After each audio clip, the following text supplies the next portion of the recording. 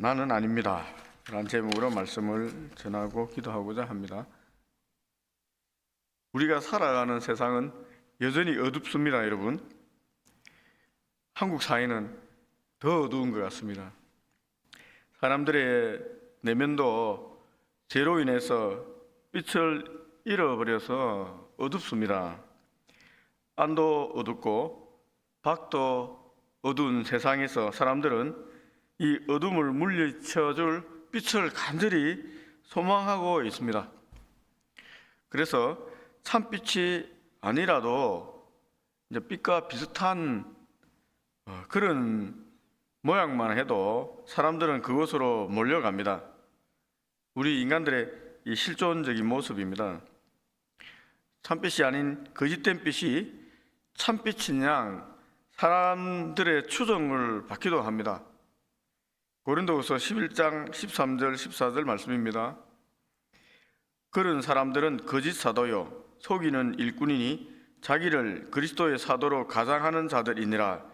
이것은 이상한 일이 아니니라. 사단도 자기를 광명의 천사로 가장하나니 라고 했습니다.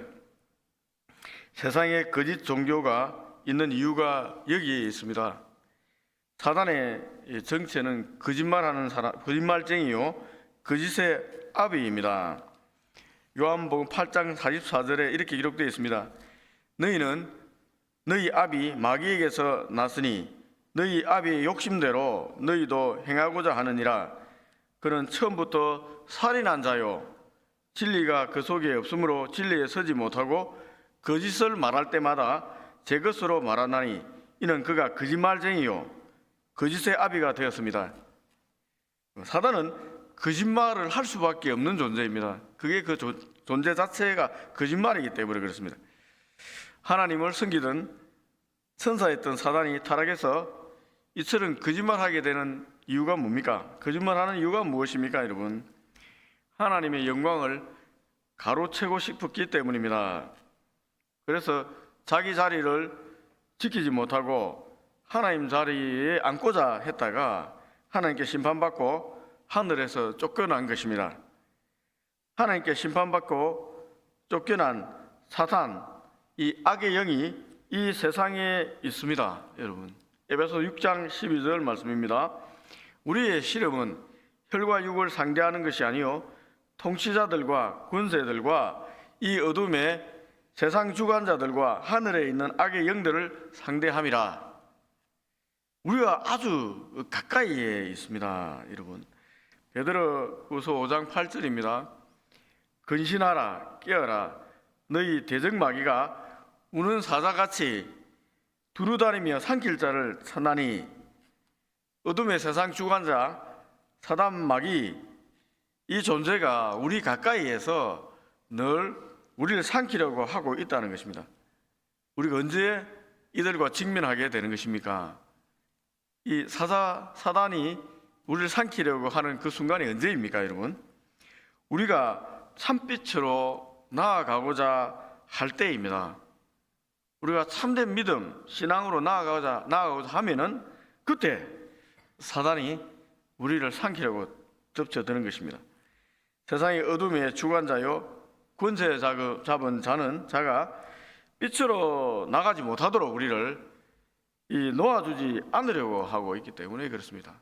믿지 않는 사람들은 여러분 자기 사람들이잖아요. 자기 속한. 우리 빛으로 나가고자 하면은 어떻게 하든지 놓지 않고자 발악을 하는 것입니다. 그렇다면 구체적으로 어떻게 이 어둠의 영들이 빛으로 나가지 못하게 공격하는 것일까요, 여러분? 우리가 그것을 알아야지 우리가 어떻게 방어하고 또 그들 손에서 벗어나는지 우리가 알 수 있을 것 같습니다.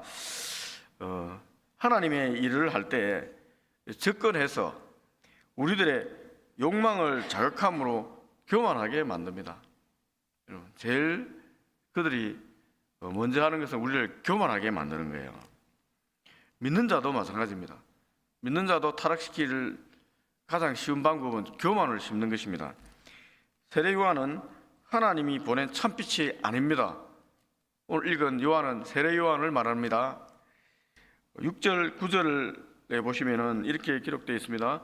하나님께로부터 보내심을 받은 사람이 있나니 그의 이름은 요한이라. 그가 증언하러 왔으니 곧 빛에 대하여 증언하고 모든 사람이 자기로 말미암아 믿게 하려 함이라. 그는 이 빛이 아니요 이 빛에 대하여 증언하러 온 자다. 이 빛은 예수님입니다. 그리스도 예수님입니다. 그런데 세례 요한은 이 빛이 아니라는 거예요. 이 빛을 증언하러 온 사람입니다. 그런데 사람들은 세례 요한을 빛이 아닐까 생각했습니다. 왜 그렇습니까? 참빛을 가까이 하면 여러분, 빛이 가까이 한 사람에게 반사되어 나오기 때문에 그렇습니다. 그래서 이 빛과 가까이 한 선지자 세례 요한을 이 사람이 참빛이 아닌가 생각하게 되는 것입니다. 출애굽기 34장에 모세가 하나님과 시내산에서 만나고 내려왔을 때 그의 얼굴에 광채가 났다고 기록되어 있습니다.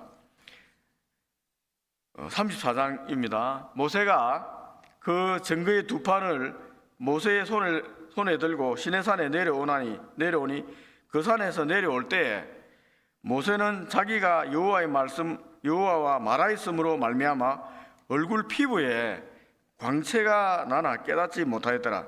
아론과 온 이스라엘 자손이 모세를 볼 때에 모세의 얼굴 피부에 광채가 남을 보고 그에게 가까이 하기를 두려워하더니, 세례 요한이 광야에서 하나님과 가까이 함으로 오실 그리스도에 대한 분명한 지식을 가지게 된 것입니다. 모세가 말씀을 받았듯이 광야에서 하나님과 가까이 함으로 인해서 그리스도에 대한 지식을 갖게 된 것입니다. 그러자 이 빛처럼 빛나기 시작했습니다.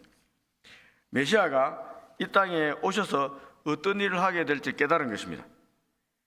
자신에게 왜 하나님께서 오실 참빛에 대하여 알려주시는지도 알게 되었고, 그는 자신의 사명이 참빛에 대해서 증거하는 것임을 깨닫고 받아들였습니다.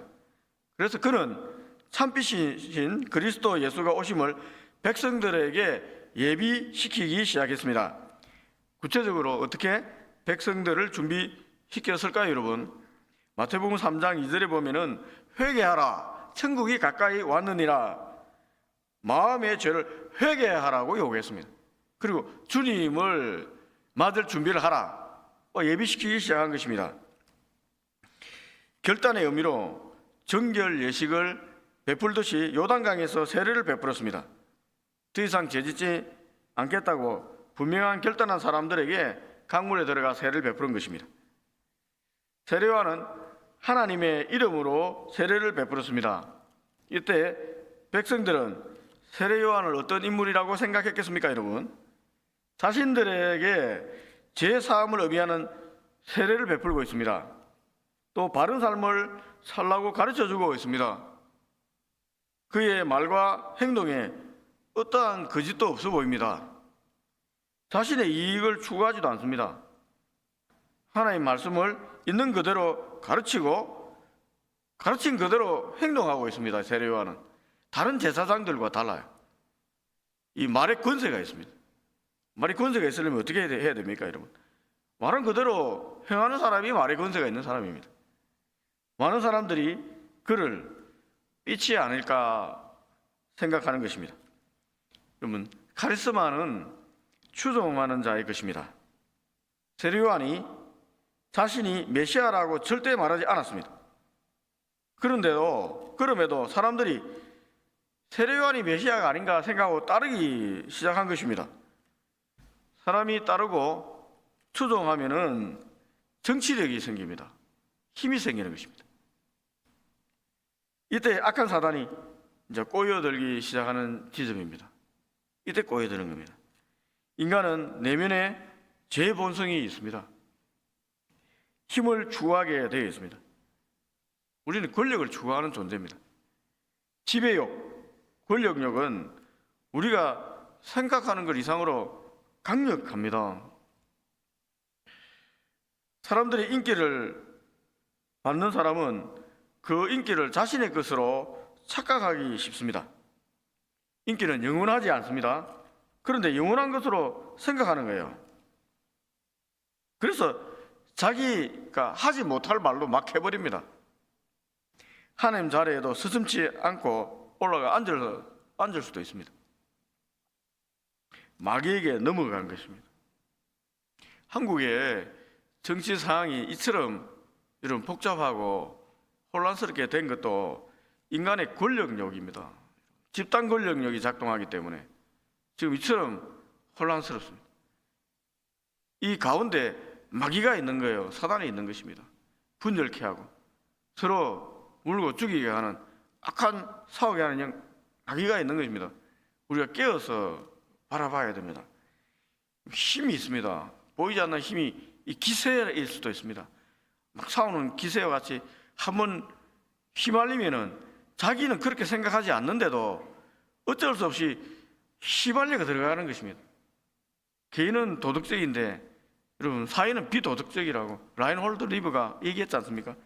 여러분 이 비도덕적 사회가 되는 거예요. 개인은 도덕적이지만 윤리적이지만은 이 집단화되면은 개인의 도덕성이 발휘되지 않습니다. 지금 한국 사회가 정치판이 지금 굉장히 지금 악의 소용돌이로 빠져들고 있습니다. 우리가 기도해야 될 때입니다.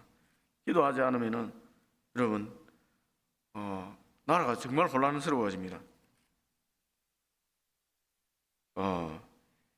세례 요한이 사람들의 인기가 높아지고 정치력이 생기자 예루살렘의 정치 권력의 본산인 성전의 정치 권력자들이 요한을 견제하기 위해서 사람을 파견해서 조사시키기 시작했습니다.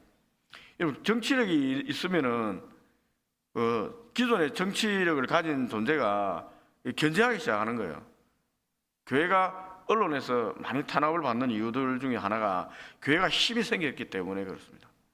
한국 교회가 순식간에 성장하자 교회를 향해서 끊임없이 공격합니다. 그 이유는 우리가 힘이 세지기 때문에 이 언론도 정치 권력이거든요. 막 깎아내리는 거예요. 유대 요단강 근처 지방의 한 이름 모를 젊은이를 예루살렘에서 주목했다는 것은 굉장한 일입니다. 그만큼 요한을 따르는 백성들이 많았다는 사실을 반증하는 것입니다. 예루살렘에서 온 제사장들과 레위인들, 바리새인들이 단도직입적으로 요한에게 물었습니다. 내가 누구냐? 네가 누구냐? 이 질문은 내가 사람들의 소문과 같이 그리스도냐? 라는 질문이기도 합니다. 요한은 조금도 주저하지 않고 나는 그리스도가 아니다 라고 20절에 대답했습니다. 옳은 것을 옳다고 대답하고 틀린 것은 틀리다 대답하는 건 아주 쉽고 간단해 보입니다. 그런데 쉽지 않습니다, 여러분. 옳은 거 옳다, 틀린 거 틀리다 말하는 게 얼마나 어렵습니까? 정치적으로 세력이 있는 사람들일수록 그렇습니다. 그럼 우리 한국 정치가 어려워진 이유가 옳은 것을 옳다, 그런 것을 그러다 말하지 못하기 때문에 그렇습니다. 이 자기 편은 틀려도 옳다고 얘기하고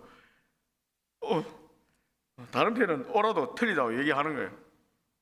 그들 개인은 그렇지 않다고 판단합니다만은 집단화되면 말하기 쉽지가 않은 거예요. 사람들에게 밀려날까 봐 그렇습니다. 그런데 요한은 정직했습니다. 자신의 추종자에게 실망스러운 대답을 주저하지 않고 했습니다. 난 아니다 라고 한 거예요. 또 물었습니다. 그럼 네가 엘리야냐? 말라기 선지자가 말세에 다시 온다고 예언한 엘리야인가? 라고 물은 것입니다. 낙타 트롯을 입고 석승을 먹고 다니니 엘리야의 모습과 비슷하지 않습니까? 그러니 엘리야냐라고 물은 것입니다. 요한은 나는 아니다 라고 또 대답했습니다. 나도 아니다. 그러면 모세가 신명기 18장 15절에서 말한 말세에 나와 같은 선지자 하나를 일으키리니 라고 예언한 그 선지자인가? 라고 물었습니다. 요한은 이번에도 아니다 라고 대답했습니다. 자신은 성경에 예언된 오실 메시아도 아니고 말세에 나타날 엘리야와 모세와 같은 위대한 인물도 아니다라고 대답한 것입니다. 남들에게 구원자다, 엘리야와 같다, 모세와 같다는 말을 들으면은 여러분 우쭐해질 것 같습니다. 그렇지 않습니까? 대단한 사람이라 얘기하면 어깨 힘이 들어가잖아요. 아니다라고 대답하지 않을 수도 있습니다. 그냥 아무 말도 하지 않아도 됩니다. 그냥 얼버무리고 말 안 하면은 사람들이 뭐라 생각하겠습니까? 내가 알아서 생각해라 라고 이렇게 가만히 있으면 됩니다. 거짓말 한 건 아니잖아요. 근데 요한은 나는 아니다 라고 대답해요. 나는 아니다. 마귀에게 걸려들지 않은 것입니다. 여러분 그때 아니다라고 얘기해 안 걸려들어갑니다. 입 다물고 있으면 걸려들어가는 것입니다. 예루살렘에 파견된 자들이 다시 묻습니다. 22절 보시면은 누구냐? 우리를 보낸 이들에게 대답하게 하라. 너는 네게 대해서 무엇이라 하느냐? 그럼 네 정체가 뭐냐 도대체? 여러분 이게 사단의 공격입니다. 너는 누구냐? 우리 내면의 욕망이 반응하면 걸려들게 됩니다. 이 질문에 너 어떤 존재야? 아무것도 아닌데 마치 무엇인가 된 것처럼 반응하면 마귀의 밥이 됩니다. 인기나 추종자들에게 취한 자는 여기에서 걸려드는 것입니다. 요한은 하나님 앞에 깨달은 자기 사명을 밝혔습니다. 23절입니다. 나는 선지자 이사야의 말과 같이 주의 일을 곧게 하라고 광야에서 외치는 자의 소리다. 메시아의 길을 예비하는 소리로서 역할을 하는 존재다라고 말한 것입니다. 요한은 결코 빛에 취하지 않았습니다. 자신에게 있는 빛은 자신의 것이 아니다라고 얘기한 것입니다. 자신을 사용하시는 하나님에 의해서 반사되는 빛입니다. 복음을 선포하는 소리일 뿐입니다. 복음 그 자체인 예수님이 아닙니다. 이것을 놓치면 넘어지는 것입니다. 하나님 일을 하는 직분자들은 여러분 이 사실을 놓치면 안 됩니다. 목사도 마찬가지입니다. 그리스도의 종이라는 정체성을 분명히 갖고 있어야 돼요. 여러분 중직자들도 마찬가지입니다. 그리스도 일을 하기 때문에, 즉 그리스도가 직분 앞에 붙어 있기 때문에 존중할 뿐입니다. 목사가 뭡니까? 그리스도 일을 하는 종이라고 생각하니까 앞에 그리스도가 붙어 있기 때문에 존중하는 것입니다. 우리의 인격 때문에 존중하는 게 아닙니다. 목사의 인격 때문에 존중하는 게 아닙니다, 여러분. 우리의 능력 때문에 존중하는 것도 아닙니다. 그리스도인이라는 이유 때문에 존중하는 것입니다. 여러분, 그리스도인은 여기 믿는 사람들 다 동일합니다. 그리스도의 사람이라는 그리스도 앞에 그리스도가 붙어 있는 사람은 여러분들은 똑같습니다. 저도 그렇고 다 똑같습니다. 믿는 사람 다 그것 때문에 존중하는 거예요. 교회 공동체는 그리스도로 옳고 있는 사람들의 모임입니다. 그러므로 그리스도인들의 만남은 항상 앞에 그리스도를 통과한 만남이어야 합니다. 그러니 그리스도를 대하듯이 믿는 사람을 존중하고 존중이 대하는 것 당연합니다. 높고 낮은 건 없는 거예요, 여러분. 앞에 그리스도가 없다면 결코 저와 같은 인물이 어떻게 이 자리에 서서 여러분 앞에 말을 할 수가 있겠습니까? 존중받을 수가 있겠습니까? 없습니다, 여러분. 요한은 그 사실을 놓치지 않았습니다. 왜 세례를 주느냐는 그들의 물음에 요한은 나는 물로 세례를 베풀거니와 너희 가운데 너희가 알지 못하는 한 사람이 있었으니 곧 내 뒤에 오시는 그이라. 나는 그의 신발끈을 풀기도 감당하지 못하겠다. 이게 답입니다. 세례 요한의 카리스마의 비밀이 여기에 있습니다. 왜 사람들이 많이 추종합니까? 왜 따라다니고 그가 참빛인지 그냥 이렇게 사람들이 보게 됩니까? 여러분, 이 겸손함, 자기 자리를 찾고 있는 거예요. 사람들이 왜 그렇게 이 사람을 추종하는지 알게 됩니다. 이 시대에 참 이 믿음의 종이 없으니 이상한 데 많이 따라다니는 거예요. 한국 교회가 깨어있지 않아서 여러분 바른 말을 하는 사람이 많이 없는 거예요. 말씀을 맺습니다. 세상의 악은 우리의 약점을 가지고 공격합니다. 욕망을 자극합니다. 사람들의 인정력을 자각하고 높아지고자 하는 이 마음을 파고드는 거예요. 이 교만을 심어주고 막 파고들어갑니다. 본문에 바리새인들처럼 이런저런 질문을 던짐으로 우쭐거릴 수 있는 마음을 자극하고 자존감도 막 깎아내립니다. 이들의 공격을 이길 힘은 나는 아니다 라고 대답할 수 있는 정직함입니다. 나는 아닙니다 라고 대답해야 됩니다. 아무리 남들이 이렇게 하더라도 나는 아니잖아요. 나는 아닙니다. 나는 빛이 아닙니다. 나는 그리스도가 아니다. 엘리야도 아니다. 능력까지 엘리야도 아니다. 모세와 같은 그 선지자도 아니다. 나는 광야에서 외치는 소리다 라고 대답해야 됩니다. 여러분들은 무엇입니까? 여러분들은 무엇이라 대답하겠습니까? 하나님이 여러분들에게 명하신 사명은 무엇입니까? 소리입니까? 안 그러면 성기는 손입니까? 뛰는 발입니까? 뜨거운 심장입니까? 세상의 눈으로 보지 마시고 하나님 눈앞에서 자신을 바라볼 때 사단의 불화살에 넘어가지 않고 바로 설 수가 있습니다. 하나님 눈앞에 서서 우리가 우리 자신을 보면은 바른 대답할 수 있어요. 이제 코람데오의 삶을 살 때 우리가 나는 아니구나. 나는 주 앞에 소리구나. 나는 주 앞에 손이구나. 발이구나. 여러분 우리가 고백하게 되는 것입니다. 바로 보게 되는 것입니다. 옳은 것은 옳다. 틀린 것은 틀리다. 말할 수 있는 정직한 힘도 하나님 앞에 설 때 우리가 얻게 되는 것입니다. 2025년 하나님 앞에 정직한 삶을 결단하는 시간 되면 좋겠습니다. 기도하겠습니다.